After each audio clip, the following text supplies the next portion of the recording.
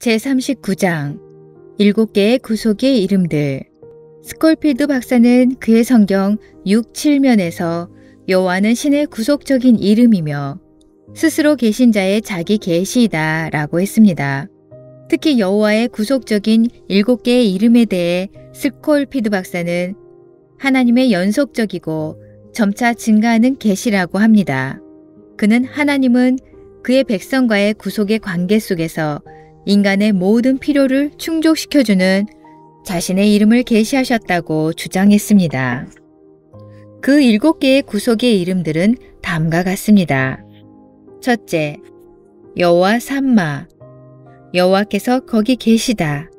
주님이 거기 계시다는 말은 하나님이 늘 함께 하심이 인간에게는 즐거움이 된다는 뜻입니다. 그 사면의 도합이 18,000척이라. 그날 후로는 그 성읍의 이름을 여호와 삼마라 하리라. 여호와께서 거기 계시다. 이는 예수님께서 마지막으로 우리들에게 베푸신 축복의 말씀과 관련이 있습니다. 내가 너희에게 분부한 모든 것을 가르쳐 지키게 하라. 볼지어다. 내가 세상 끝날까지 너희와 항상 함께 있으리라 하시니라. 마태복음 28장 20절. 하나님과 인간은 예수님으로 인하여 아주 가까워졌습니다. 이제는 전에 멀리 있던 너희가 그리스도 예수 안에서 그리스도의 피로 가까워졌느니라. 에베소서 2장 13절. 둘째, 여호와 살롬. 여호와는 평강이라. 여호와께서 그에게 이르시되 너는 안심하라. 두려워 말라. 죽지 아니하리라 하시니라. 기드온이 여호와를 위하여 거기서 단을 쌓고 이름을 여호와 살롬이라 하였습니다. 그것이 오늘까지 아비에셀 사람에게 속한 오브라에 있더라. 여기서 보듯이 하나님은 평강을 주시는 분입니다. 예수님의 평안을 너희에게 끼치노니 곧 나의 평안을 너희에게 주노라.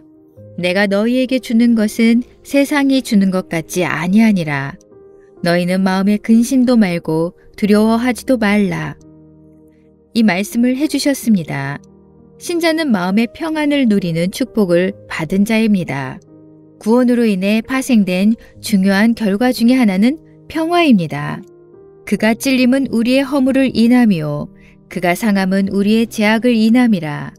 그가 징계를 받음으로 우리가 평화를 누리고 그가 채찍에 맞음으로 우리가 나음을 입었도다.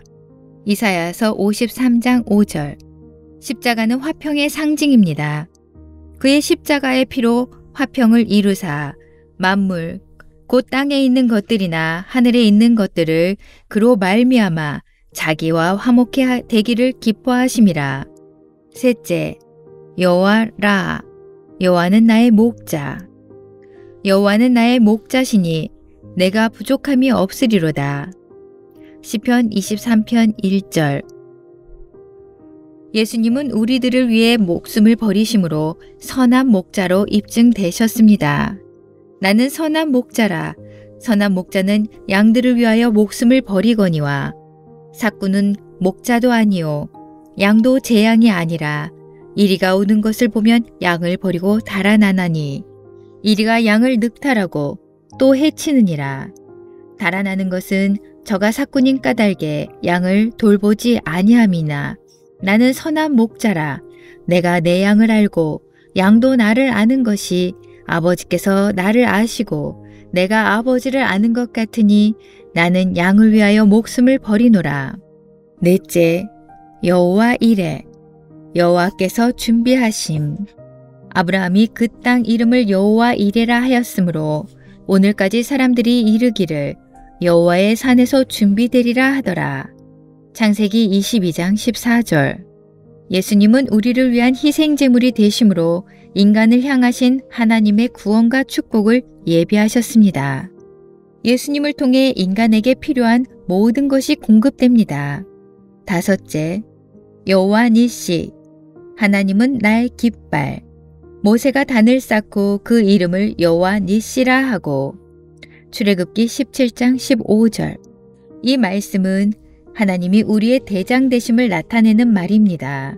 예수님은 십자가에서 정사와 권세를 벗어버려 밝히 드러내시고 승리하셨다고 기록되어 있습니다.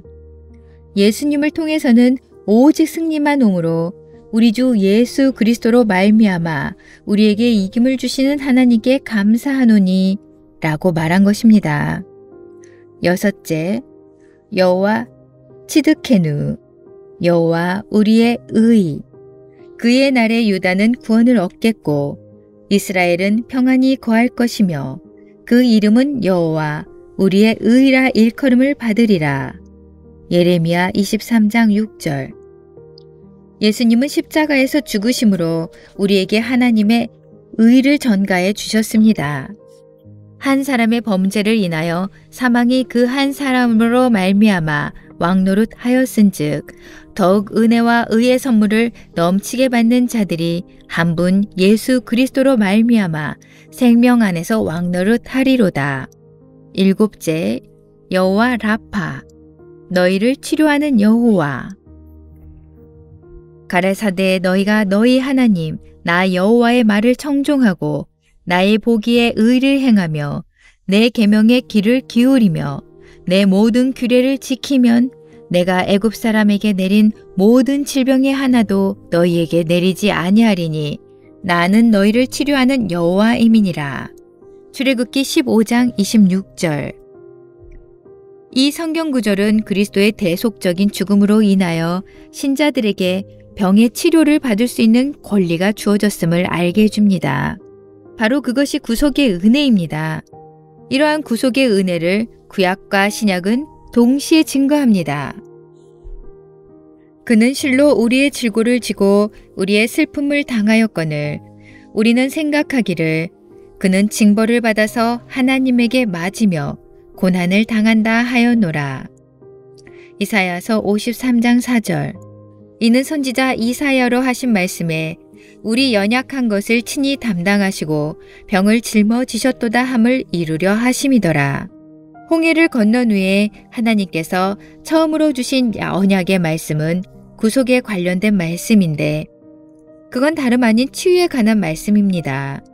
그분의 계시된 이름은 여호와 라파입니다. 모세가 여호와께 부르짖었더니 여호와께서 그에게 한 나무를 지시하시니 그가 물에 던짐에 물이 달아졌더라. 거기서 여호와께서 그들을 위하여 법도와 율례를 정하시고 그들을 시험하실 때 가라사대 너희가 너희 하나님 나 여호와의 말을 청종하고 나의 보기에 의를 행하며 내 계명에 귀를 기울이며 내 모든 규례를 지키면 내가 애굽 사람에게 내린 모든 질병이 하나도 너희에게 내리지 아니하리니 나는 너희를 치료하는 여호와임이니라. 이러한 하나님의 말씀은 단순한 약속을 넘어서서 법령과 포고라고 할 수 있습니다.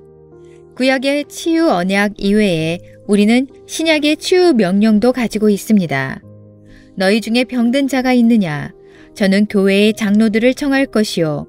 그들은 주의 이름으로 기름을 바르며 위하여 기도할지니라. 그리스도의 이름으로 베푸는 신유는 신성한 것입니다. 그렇기에 병자를 위한 기름 부음의 기도는 성찬식이나 세례식과 마찬가지로 하나의 성례전이라고 보아도 좋을 것입니다. 여호와 라파가 구약에 나타난 하나님의 언약적 이름이라면 신약 시대의 예수님께서는 수많은 치유 기적을 통해 자신을 치료자로 계시하셨습니다. 이사야서는 구원의 목표를 하는 단원을 이러한 질문으로 시작합니다. 우리의 전할 것을 누가 믿었느뇨? 여호와의 팔이 누구에게 나타났느냐? 그리고는 그리스도께서 우리의 죄와 질병을 짊어지실 것을 예언하고 있습니다. 그런데 이사야의 질문에 대한 대답과 그의 예언의 성취는 예수님에게서 나타났습니다.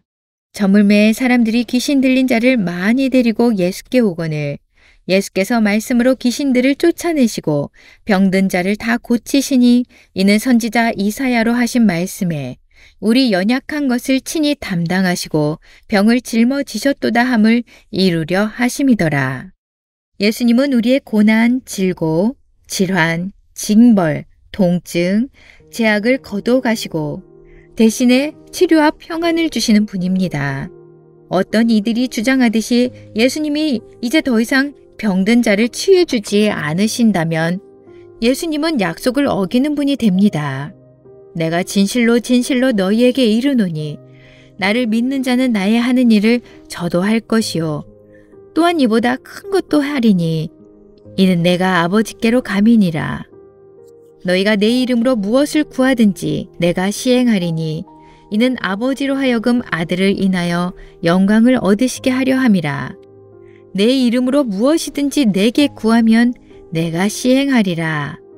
이 말씀은 예수님의 약속은 농담이 아닙니다.